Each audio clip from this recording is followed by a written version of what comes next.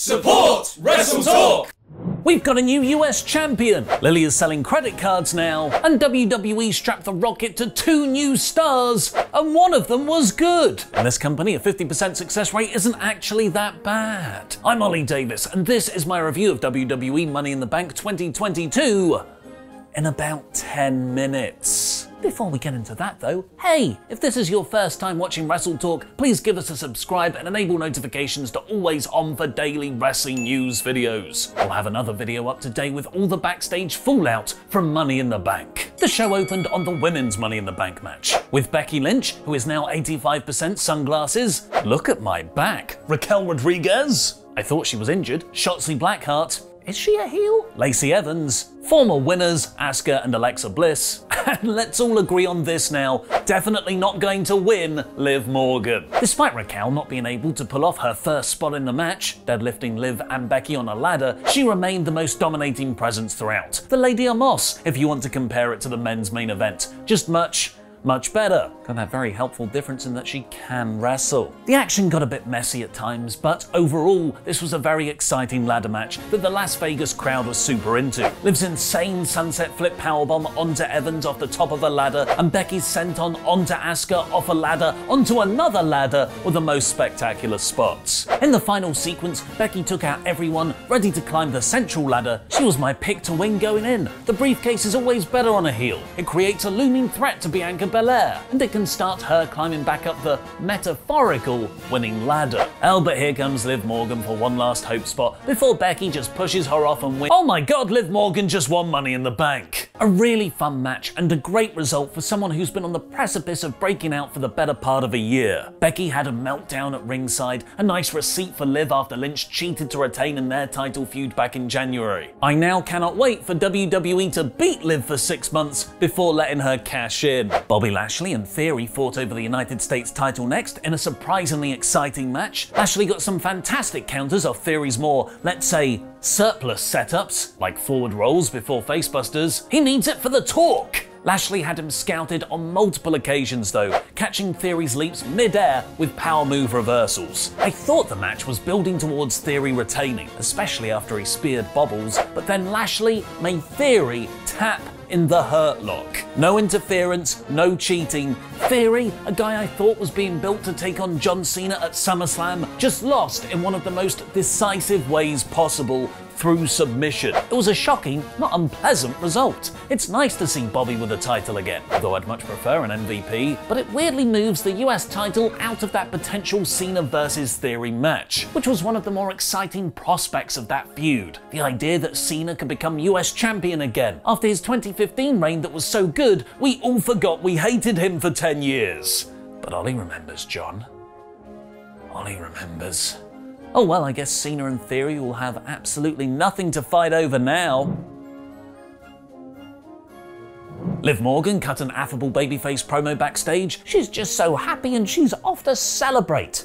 That's definitely the last time we'll see her then. Bianca Belair defending her Raw Women's title against Carmella was easily the most predictable result on this card. Carmella wasn't even supposed to be here today, not being the first choice for this match, replacing Rhea Ripley because of a skull slam or a cranium crush, or whatever WWE is calling concussions this week. The crowd still popped for Belair's always impressive power spots, but Carmella's near falls weren't believable. Belair hit a KOD in 7 minutes to win clean. Carmella jumped her afterwards, which was both a lame post-match angle and a depressing sign that Ripley will be out longer than expected and that this feud will drag on. Now this is a premium live event, which means you better believe there's going to be an awkwardly integrated brand partner. Thankfully this wasn't a zombie match or a pizza battle royal or a water gun fight. By WWE standards this was relatively harmless. Alexa Bliss got to her locker room where Lily the doll had brought her some tiny roller skates using the Capital One credit card, but had never asked for Alexa's foot size. They're too small!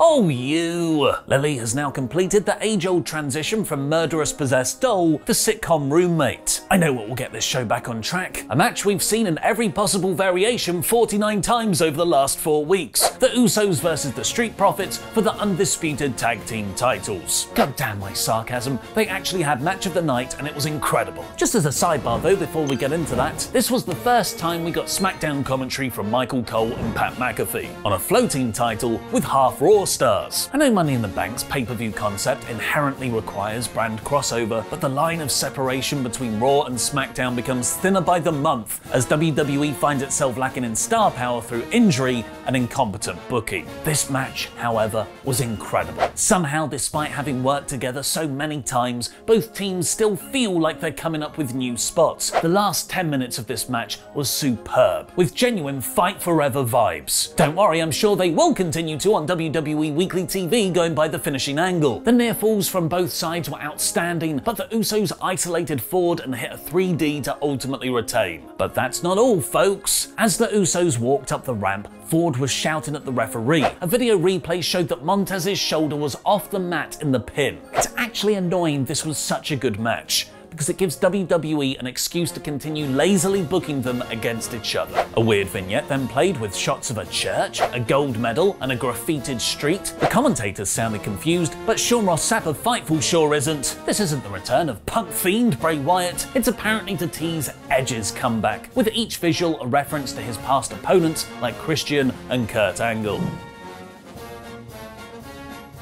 In the first true SmackDown match on the card, seriously Roman, we do kind of need you to wrestle sometimes. Ronda Rousey defended her SmackDown Women's Championship against Natalya. They both tried really hard with worked over body parts, submission exchanges, seemingly having rehearsed this match within an inch of its life. Everything was right on paper, but it couldn't overcome the story's two major obstacles. One, nobody believed Natalya was going to beat Ronda Rousey, and B, Natalya's character just isn't that engaging. But it turns out it didn't really matter, because no one will remember that match, they'll only remember that angle afterwards. Ronda made Natalya tap in the armbar, and Liv Morgan cashed in to become the new SmackDown Women's Champion. You told me you were going away to celebrate, Liv! God, I've been worked!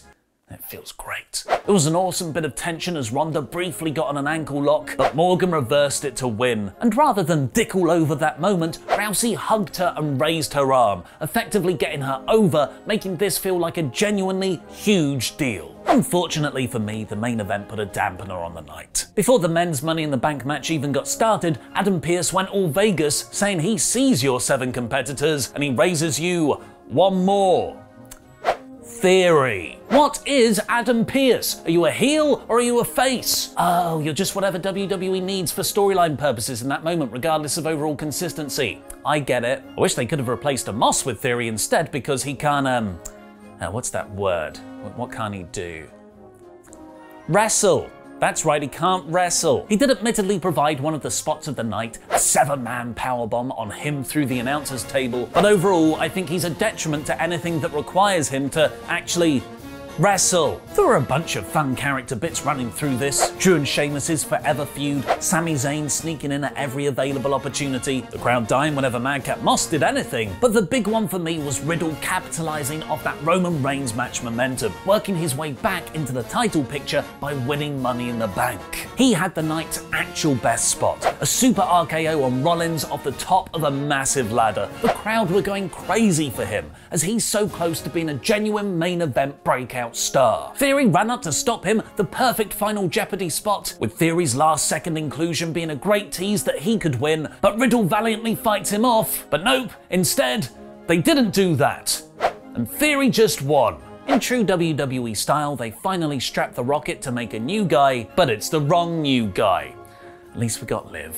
Theory then called out Cena after the show went off air, where I predict he'll put his briefcase on the line instead of the far more thematically appropriate US title he lost earlier. What did you think of Money in the Bank? Let me know in the comments. Nick Khan-sized premium live events continue to be my favourite thing, with a 3-hour runtime being the perfect duration to not really get bored of anything. A lot of the last 4 years of WWE pay-per-view's detriments are just that. Being bored at times. The tag title match was excellent, Bobby's US title win was a nice surprise, and Liv's briefcase win and cash-in will hopefully be a historic moment looking back. The rest of the show's booking and action was either frustrating or forgettable. Money in the Bank 2022 is 72%. Now watch on to check out Tempest's instant Money in the Bank reactions. Right into things with a particularly hard to watch women's Money in the Bank match. This wasn't one of the better Money in the Bank matches we've seen. There were a lot of spots gone wrong. Shotzi Blackheart in particular had a rough night, so lay off of her. She was getting plenty of flack on Twitter, and that is not necessary.